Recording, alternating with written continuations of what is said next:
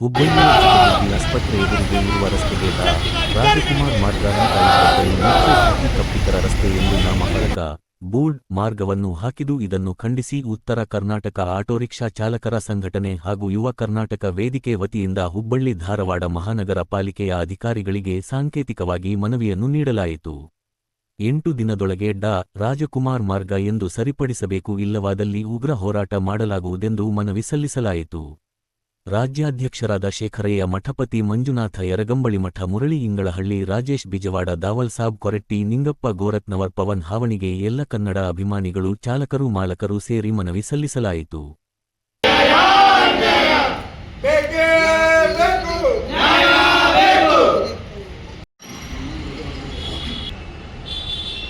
ಗಂಡುಮೆಟ್ಟಿನ ಹುಬ್ಬಳ್ಳಿಯಲ್ಲಿ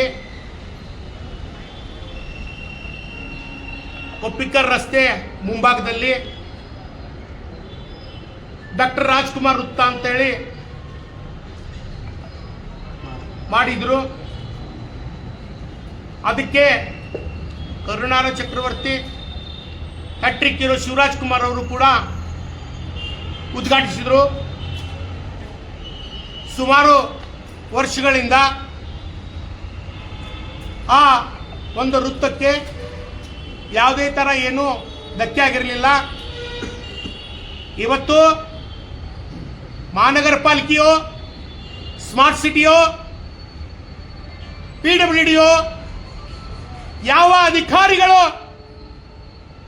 ಕೊಪ್ಪಿಕರ್ ರಸ್ತೆ ಅಂತ ಬೋರ್ಡನ್ನು ಹಾಕಿದಿರಿ, ಅದನ್ನು ಯಾರು ಕೇಳಿ ಹಾಕಿದ್ರಿ, ತಮಗೆ ಯಾರ ಹಾಕಂತ ಹೇಳಿದ್ರು, ಕೂಡಲೇ ನಮ್ಮ ಮಾಪೋರ್ಗೆ, ಉಪಮಾಪೋರ್ಗೆ, ಆಯುಕ್ತರಿಗೆ ಅದನ್ನು ಗಮನಕ್ಕೆ ತರಬೇಕು.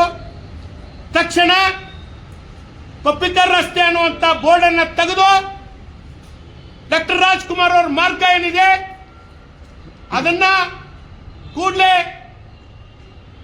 ಬಣ್ಣವನ್ನು ಹಚ್ಚಿ ನಾಮಫಲಕವನ್ನು ಹಾಕಿ ಅಲ್ಲೆಲ್ಲ ಸ್ವಚ್ಛತೆಗೊಳಿಸಬೇಕು.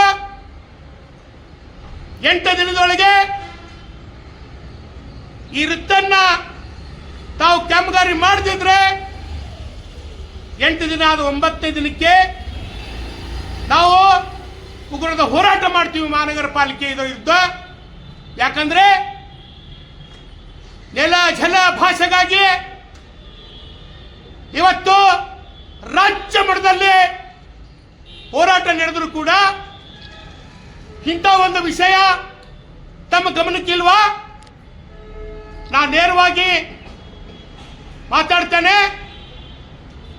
ಸಂಬಂಧಪಟ್ಟ ಇಲಾಖೆ ಅಧಿಕಾರಿಗಳು, ಜನಪ್ರತಿನಿಧಿಗಳು ಗಮನ ಹರಿಸಿ ತಕ್ಷಣ ಡಾಕ್ಟರ್ ರಾಜ್ಕುಮಾರ್ ಮಾರ್ಗವನ್ನ ಬಣ್ಣ ಚುನ್ನ ಹಚ್ಚಿ ಹೊಸ ನಾಮಫಲಕ ಹಾಕಬೇಕು. ಅದನ್ನ ಸುಂದರವಾಗಿ ಮಾಡ್ಬೇಕಂತ ನಾವು ಮನವಿ ಮಾಡ್ತೇವೆ. ಈ ಮನವಿಗೆ ಏನಾದ್ರು ಜಗ್ದಿದ್ರೆ 8 ದಿನ ಆದ ತಕ್ಷಣ ಮಹಾನಗರ ಪಾಲಿಕೆ ಆವರಣದಲ್ಲಿ ಉಗ್ರವಾದ ಹೋರಾಟ ಮಾಡ್ತೀವಿ ಎಂದು ಮಾಧ್ಯಮಕ್ಕೆ ವಿನಂತಿ ಮಾಡ್ತೇವೆ.